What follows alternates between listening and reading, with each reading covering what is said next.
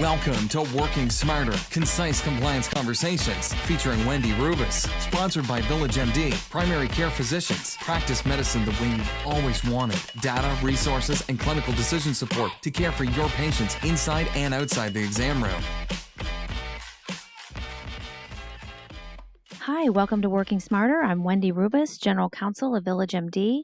Today I'm here with Janessa Nelson. Hi, Janessa. Hi, thanks for coming back, everyone. We're excited to talk about more topics. And Janessa, good news is we got some feedback and we got actually a question from one of our physicians. What physician? Dr. Bob Hughes. Oh, wow. Also known as Dr. Bob. Is a little famous around these parts. Dr. Bob is such a great partner to Village MD and is doing incredible work in primary care in Kentucky. Yeah, I mean, he is definitely a champion for our business and a champion for all of his patients. Such a great leader. So, Janessa, this is a question that we get a lot. And the way I answer the question, can I text my patients, is yes and no. Oh my God, that's such a typical lawyer answer. Another option would be maybe or sometimes.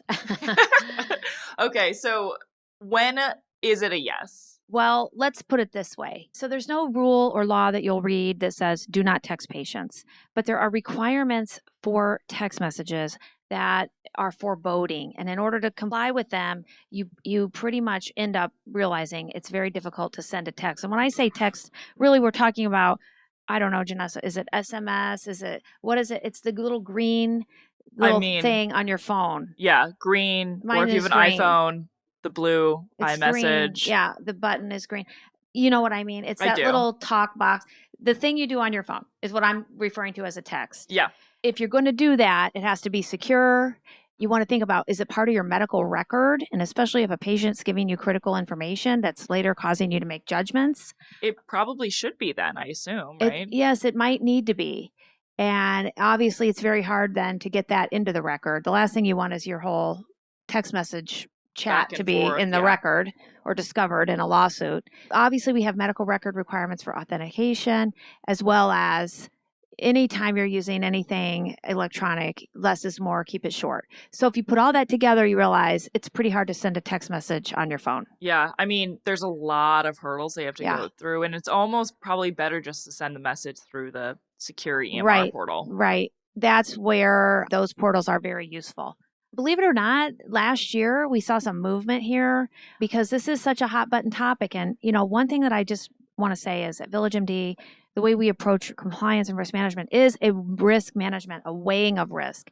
Remember that if you have an urgent situation, if patient safety is at stake, that's probably always prioritized over some of these security requirements. Exactly. And it looks like Health and Human Services has even addressed this because this is such a hot topic issue. They have. And sometimes they come to conferences and they get, people ask questions. And this happened last year in March. So what they said is you can get a patient's consent. And if you're going to do texting with them and they really want to, because, the question is like, my patients want this. And so you have to inform them. This is what they said. Okay. I mean, it's a lot of words. How are you going to say to a patient, this isn't secure, so give me consent? It's it's a weird thing to say, and then you have to document that. It's just complicated. So that's why I say I don't love this, but it is at least a recognition of the practical reality here. Exactly. So we consider that progress.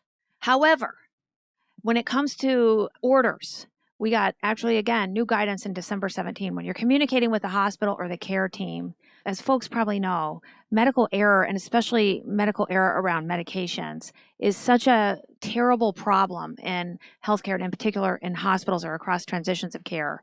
So a hospital who's accepting text messages for orders can actually be cited by CMS, and there's situations where they have been. So what we're saying is all of the regulations for using text messages doesn't really apply with communicating orders. Right. I mean, this computer order entry is considered the holy grail just because of, errors in dosage.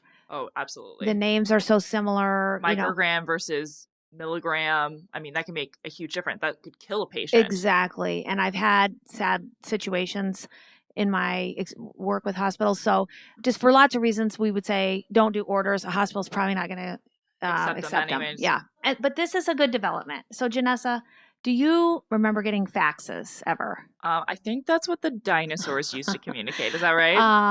I have a feeling that you weren't going to say that. But back in the day, you had like this fax machine, and it had sometimes, you had to pay the paper, you had ink, and then sometimes you would just suddenly start getting faxes from spammers, like, ads and things. And it was terrible because your fax machine's now busy and you're paying for all these things. So, for that and many other reasons, we have this Telephone Consumer Protection Act, which is basically don't call me during dinner and sell me things and use my fax machine. Yeah. That's what that is. Very, very pro that act. We all are pro that act. But so it kind of applies to this as well. Well, doesn't it was it? ambiguous, It was ambiguous. And it's a question people at Village MD have asked me. Can we send out health reminders? I mean, we're trying to manage people's health.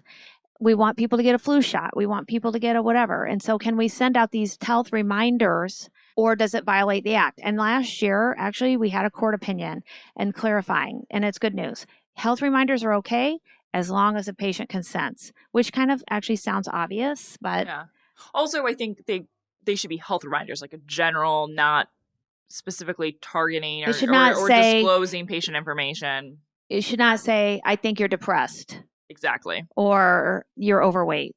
By the way, please don't send me any messages ever that say that. But anyway, yes, general health reminders as long as the patient consents. And the consent can be part of your annual consent, or if you have a notice of privacy practices, which everyone should because it's required, it could just be in there. That's fine. And I mean, you need to give patients a way to opt out of these. Yes. Some people hate them. I love them because it's an easy way for me to communicate and get reminders, but not everyone is wanting to use these. Right. Some people don't like them. Like my mother would be like, why am I getting this? Why am I getting this? Good news is we can do that. If you need help with that, let us know. We're happy to help you draft the consents, etc. So basically, Janessa, in closing, and for you, Dr. Bob, thank you so much for the question and for everything you're doing for Village MD. Bottom line, we would say strong preference, use your secure portal, not your iPhone, to communicate with patients unless you really have to or unless your patients are consenting. In which case, talk with us because we want to make sure that you're going to check all the boxes to be able to do that. We want to help you make sure you get that consent and so on. No matter what, it's not good practice, nor is it probably going to be acceptable to text orders to the care team. On the other hand, auto reminders, thumbs up, they're okay, but make sure you've got it in your patient consent. Yeah, and people can opt out or opt in if they want to.